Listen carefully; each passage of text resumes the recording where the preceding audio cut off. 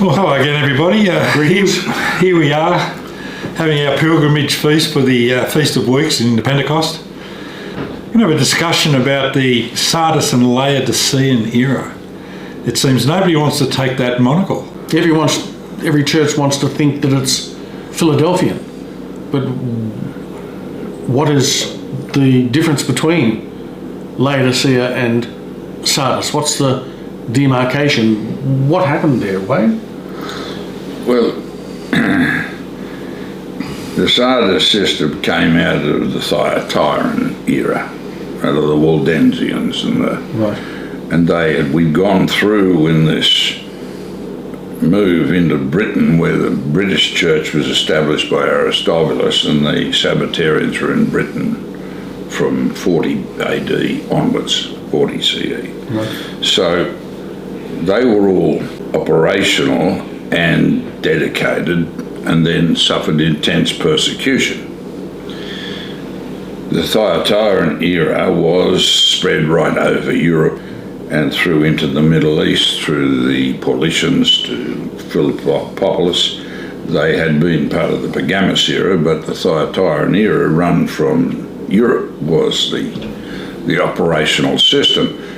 Now, Sardis developed basically from Britain, and after, in the persecutions, they were dedicated, but with the Reformation they stopped killing them in 1600, 1661, and 1665 was the last anti-Trinitarian killed. Right. 1668 they persecuted the anti-Trinitarians, and they put a number of them in prison, pen, and that Sardis system coming out of Britain developed this laissez-faire situation, and there was not such clear-cut doctrines, and it became very unclear. Right. They went to America and they were given all the blessings,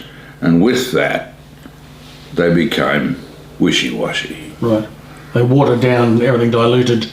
Well, they started to become wishy-washy in their dealings, and the Sardis system really developed through from the 18th, 19th and 20th centuries. In the 19th century, we developed this Advent system where in the 1840s, 1842, the Millerites decided that Christ was coming, and then he didn't come in 1842, so they changed it to 1844. Right. And they had this desire to have Christ sitting on your doorstep. That formed out of the Church of God Seventh Day. And the Church of God Seventh Day developed through this Advent structure, so that the Adventists didn't exist then. It was the Church of God Seventh Day. Right, and they were still on track in the Sardis era. No, not really. They were becoming wishy-washy, and they developed this false doctrine of the Advent. And there were actually laws passed giving people back their property because Christ didn't get here, and a lot of people had sort of given their houses away. Right. What happened then was that this system, which was Unitarian Sabbath keeping, split. Right. They split into Sunday worshippers as well as the Sabbath keepers. And also the Sabbath keeping Adventist system went through until the Church of God Seventh Day split from the Adventists, and the Adventists themselves had split into Sabbath and Sunday. Right, and there was the Cadwell Conference within that conglomerate as well. The Caldwell Conference came out of the Church of God Seventh Day. Right. in the 20th century. Later on. Yes, Right. at the end of the 19th century, yes. Okay, right. But divisions of Sardis and Laodicea happened long before that. Earlier, I see. Yes. Right. Okay. The divisions between Sardis and Laodicea occurred when a group of these Church of God Seventh-day people, under Taze Russell and then Judge Rutherford, formed the Jehovah's Witnesses. Right. Yep. And the Adventists also were formed prior to that. So you had the Church of God Seventh Day and then the Adventist system, and that became the division between Sardis and Laodicea. Right. And then the Jehovah's Witnesses, with the Adventists, went on to become the major power in that they thought they were rich and had need of nothing, not knowing they were poor, pitiable, blind and naked, right? Right, yep. Because the witnesses did away with the Sabbath and they went worshipping on Sunday. Mm-hmm. They declared the law of God was not kept. Now, these divisions and problems are all covered in the paper number 269, False Prophecy. Right. And false prophecy goes from the Mormons under Joseph Smith and their influence under Freemasonry and their false doctrines, and then it goes through into this divisions in the Sardis and the Laodicean systems, through the Adventists and the Millerites and the false prophetess Ellen G. White. Right. And then it goes on through to Taze Russell, Judge Rutherford and the JWs. Right, got it, yep. Right? Yep. And they were, all of them, totally erroneous. And Sardis was dead, and God declared it dead in the 20th century. And its demarcation church was located in Revelation 3:1. Now, what happened was that it says in Revelation 3:1, you are the name that you are living, but you are dead. Now, this demarcation church of the Sardis system didn't occur until 1998. It was the last church of the Sardis system formed and named. Now, in Revelation 3:1, written by the Apostle John before he died, God said, you have the name that you are living, but you are dead. And that was written a long time before it occurred. Yes, 1900. Just a few years, right. Oh, yes. That's amazing, isn't it? Yeah, so God said this, and he knew that these guys were going to declare the name the Living Church of God. Now, when we issued 170 and delivered it to the Friends of the Sabbath meeting in 1996, I was looking for the Living Church of God mentioned in Revelation 3:1. That would have been fascinating. And it nowhere was it recorded in history.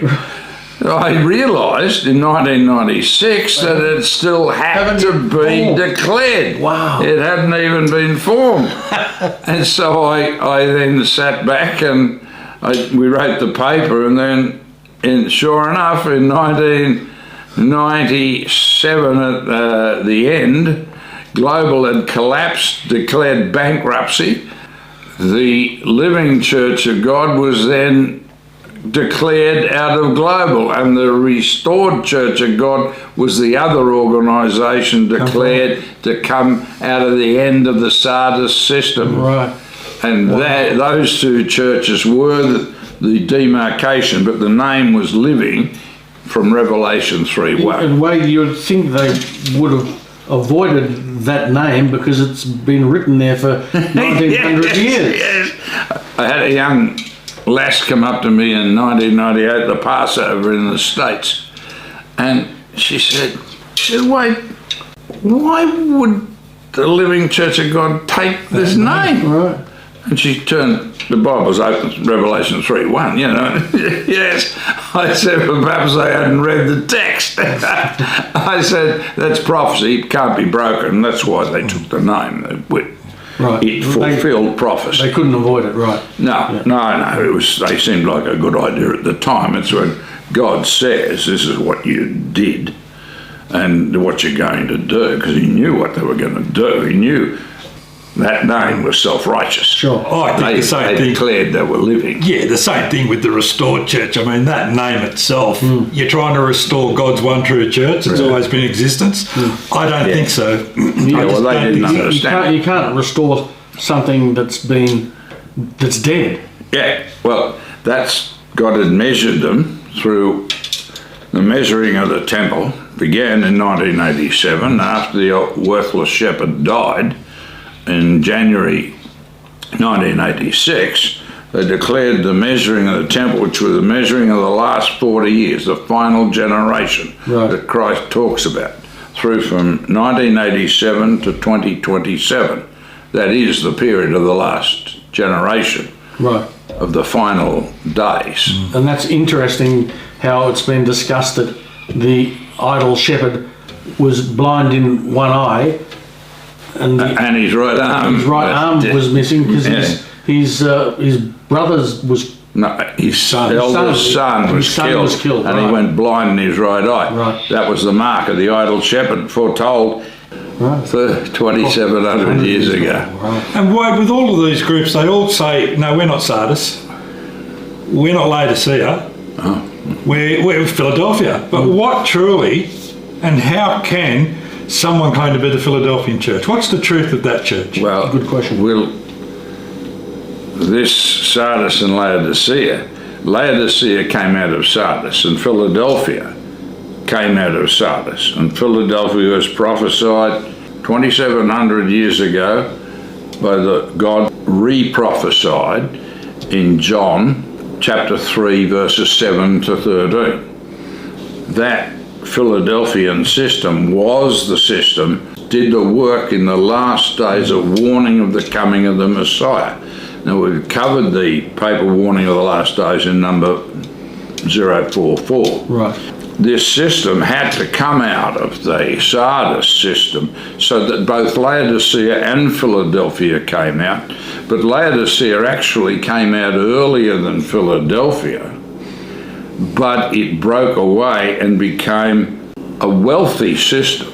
And the two different groups, one was Sabbatarian, whereas the other branch of the Laodicean system was biblical Unitarian, but it discarded the Sabbath and went to Sunday worship and did away with the law of God. Right. These were the Jehovah's Witnesses. Right, and that's the term, they had to be spewed out.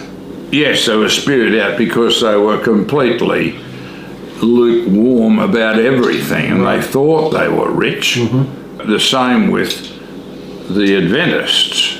Now, they were biblical Unitarians and Sabbath keeping from the division from the Church of God Seventh Day. Right. So they kept the original Sabbath keeping Unitarian doctrines all the way through. But because they became such a large organisation, the Catholics penetrated them using the Jesuits. Right. And after Ellen G. White died, who was a false prophet completely with her desolate earth theory, she developed the desolate earth theory, where they're all going to heaven to read the books, while Satan roamed a desolate earth. What heresy! That's the millennial system is quite clear. Christ rules this earth for 1,000 years. Right. Now, that false prophecy and the stupidity in relation to vegetarianism and prohibitionism destabilized the Adventists. And the only decent theologian they had was Uriah Smith. Right. Now, he died. The last Unitarian, Sabbatarian theologian was Uriah Smith, and he died in 1931. Right. his death saw the Jesuits re-emphasise, continue and increase the penetration, so that, and after she died, everyone stopped looking for Jesuits. And they were penetrated completely. By 1956, they'd taken over the ministry of the Adventist system completely. There were no genuine Unitarian Sabbath-keeping ministers in the Adventist system from 1956. Right. They were all plants or products of plants. Right. Wow. And then in 1978, they had penetrated the church to the extent where they declared Trinitarianism. Right, yeah. And they were gone. Yeah. Mm-hmm. Completely spewed out of God's mouth from 1978. Right.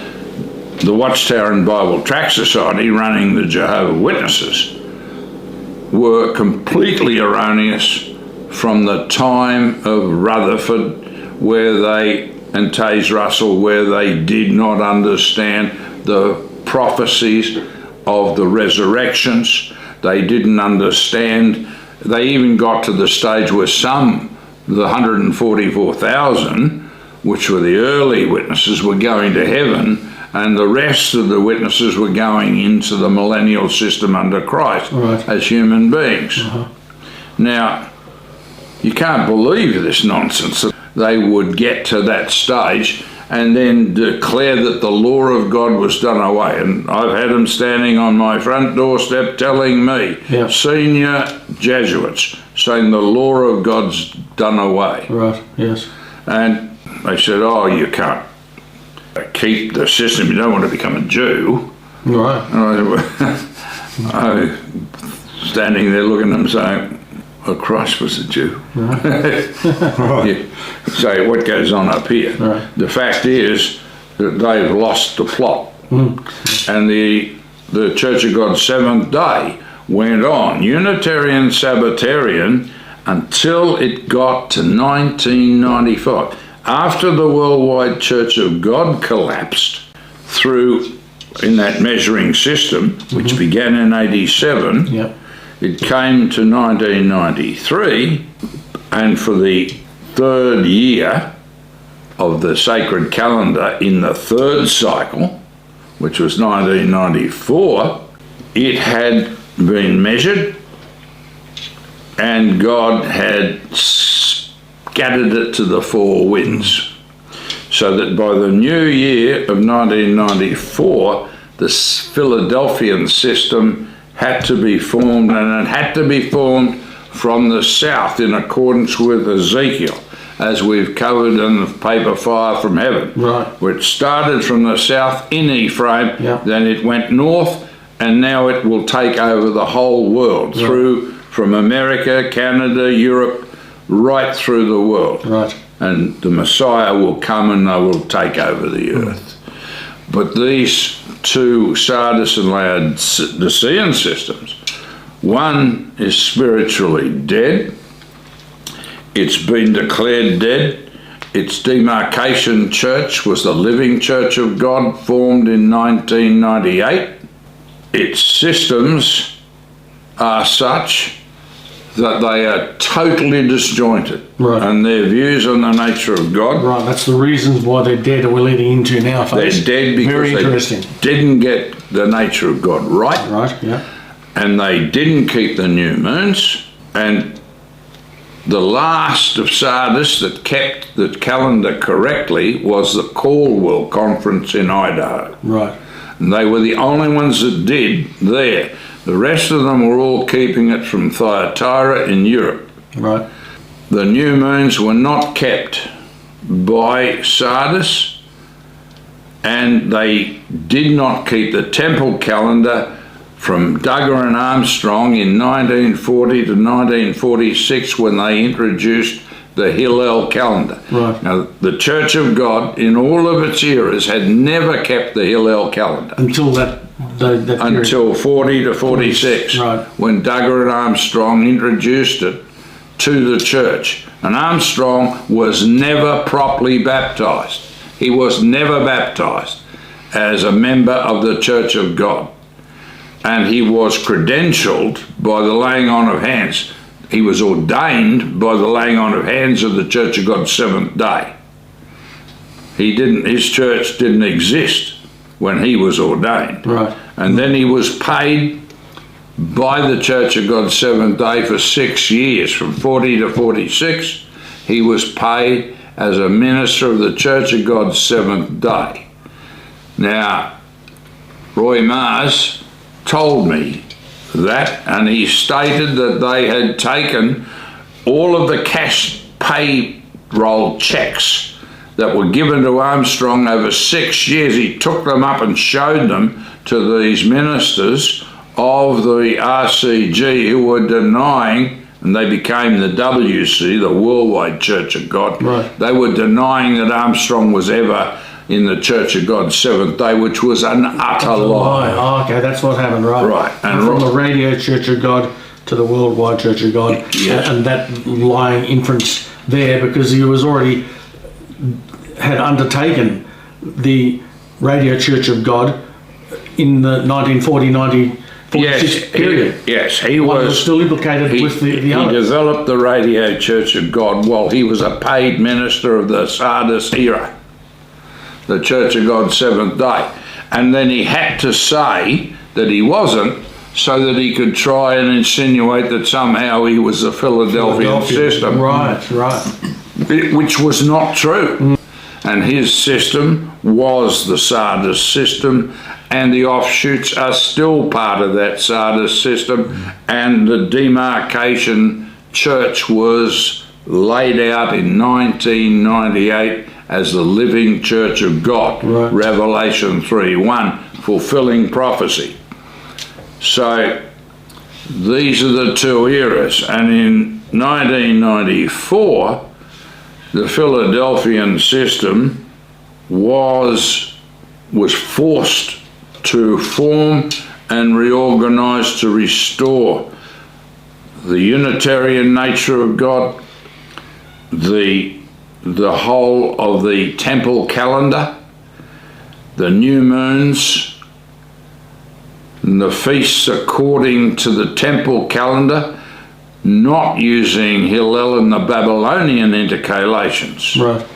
That's why CCG is having Pentecost on Sivan in the year 2024 in May. On the 12th of May 2024, CCG is celebrating Pentecost. The Sardis system under Hillel is not celebrating it until June, a month later. And that's the difference, in every feast in 2024 celebrated by the Sardis system under Hillel is a month late. It shows you the difference and how serious it all is. Now, these people developed this Sardis system, and the Sardis system was declared dead by God. And that was in Revelation 3 verse 1, and it developed and was measured from 87 through to 93 and scattered to the four winds.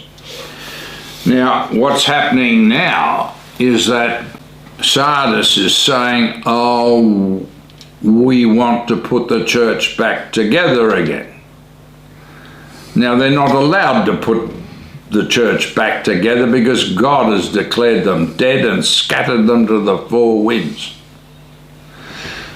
The reason they can't be put back together is that they keep Hillel, and the reason they keep Hillel is because they are utterly confused as to the nature of God. Right, yeah, they've got so many different terms and belief of the nature of God. There's a lot of terms which they're not even familiar with. Yes. They don't know what the term radical Unitarian means, or what deists, Yes. what that term means, Yeah. or polytheist. Yes. There's a lot of things which they need to be educated on before they can be able to determine exactly who they are Yes. in that belief. Well, they really are in this situation because their ministry doesn't understand the importance of the nature of God in the first place. Right. Right. Yeah. And that's the reality. And that's right, mate. If you put a whole bunch of bad apples together, you're going to end up with a lot of mush. A lot of No, bad that's right. apples. So they've got to, individuals have to make the decision.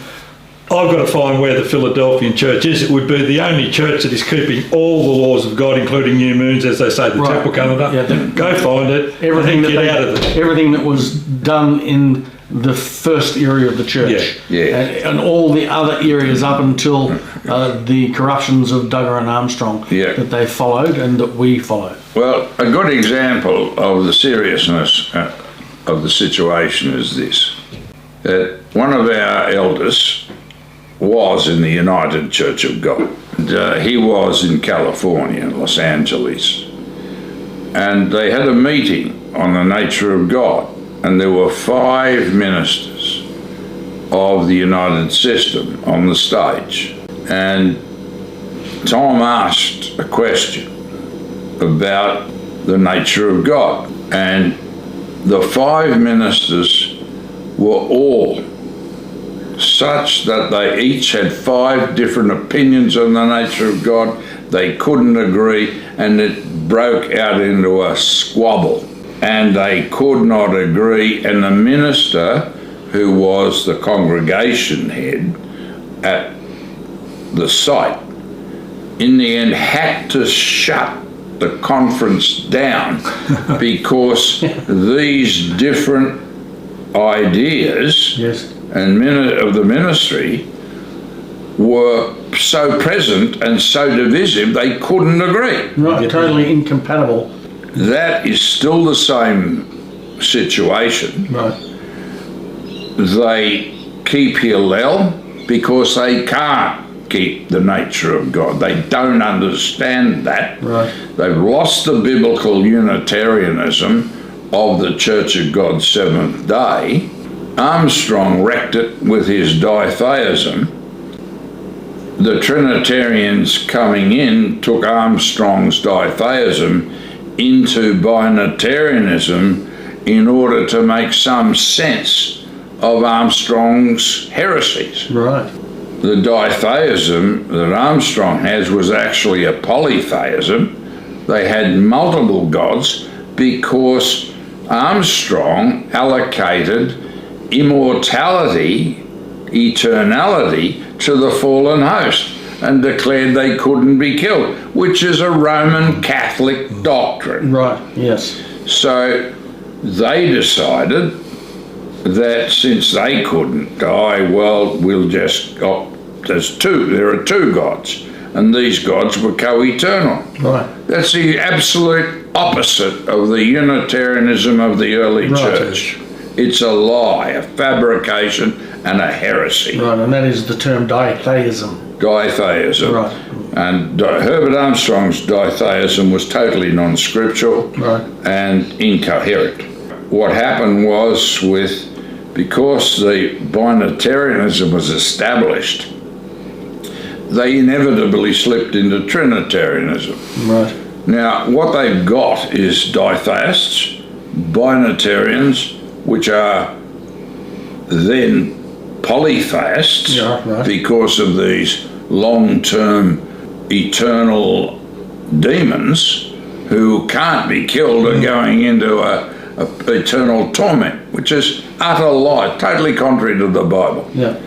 And they've then got these radical Unitarians who deny the pre-existence of Christ. Before being born of the Miriam birth. Yes, they say they deny the pre-existence of Christ. Now, we've covered the pre-existence of Christ in number 243, the pre-existence of Christ. And you cannot be a Christian and deny the pre-existence of Christ. If you're a radical Unitarian, you are not a Christian and you are not in the Church of God. It's that simple.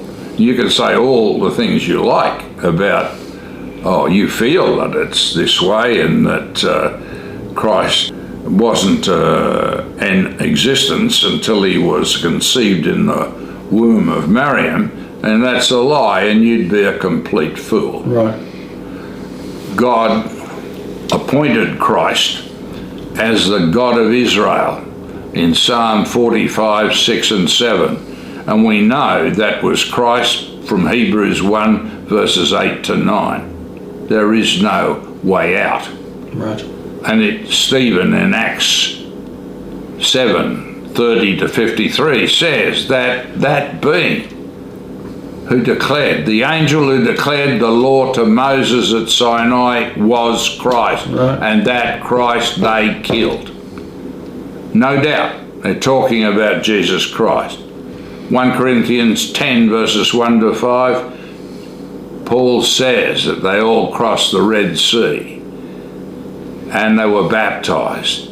And that rock was Christ. Right. Now, there's no doubt there was a pre-existent Christ, and he did all sorts of things. Yeah. And you can't pretend otherwise. But these people do. These radical Unitarians do. Yeah. And they got that from Freemasonry and they brought it into the Church of God.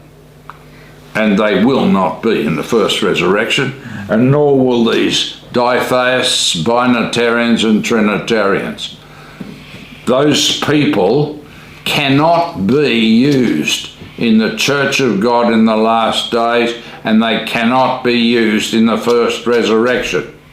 They would wreck the millennial system with their stupidity.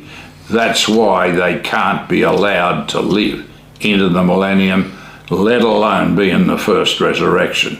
They have to go to the second resurrection, where we will retrain them. Right, so they're not going straight to the lake of fire, No. like the Armstrong groups teach. No, To keep them in fear to ever leave those organisations. Yeah, the biblical position is that nobody goes alive into the lake of fire. Right. From any source, anywhere. Everything that goes into the lake of fire is a dead body and is cremated. Right, so it's not a judgment of condemnation, is it? No. These people under Armstrong, they invented this lake of fire as a doctrine of fear, so they could keep the brethren in order, sitting on seats, paying their tithes. And if they left, they went to this lake of fire alive. Anyone who disagreed with Armstrong and was out of the church voluntarily or involuntarily was then put into a lake of fire and burnt. Utter heresy. And therefore, not Philadelphian. No. Exactly. They could not possibly have been Philadelphian with their lies and their heresies. They are the Church of God's Seventh-day worldwide Sardis offshoots, and they are all going to the second resurrection unless they repent. Right. They've got one chance. Repent. Get rid of their false doctrines on the nature of God. Get rid of Hillel. Start keeping the temple calendar from the new moons onwards through the feasts and the holy days, and then keep the law and the system completely, correctly. Right. And those feasts are 3 pilgrimage feasts out of your gates. Yes, they've got to be 3 pilgrimage feasts, and you've got to keep the Passover and unleavened bread from the 14th of Abib to the 21st of Abib outside of your gates. Right. And you're not allowed to go back to work. You're not allowed to do anything else. You keep the Passover and unleavened bread for 8 days as a pilgrimage feast. Right. The same way you keep Pentecost as a pilgrimage feast, as the Feast of Weeks for 2 days out of your gates. You keep tabernacles out of your gates for the 8 days. Just as Deuteronomy 16:16 has always said. Yes. 3 times a year. Yeah. 3 times a year, Deuteronomy 16:5 to 8. You shall not keep the feast with any of your gates. Right. Now, this is not a game. If you want to be in the first resurrection, then do as you're told. Right. Keep the covenant of God. God said to you, I'll give you a set of laws, you keep them and I'll make you gods. Pretty simple, pretty simple guarantee. Yep. But nobody wanted to do that. And the Church of God in the 20th century decided it wasn't going to do that at all. And that's why you're going to the second resurrection.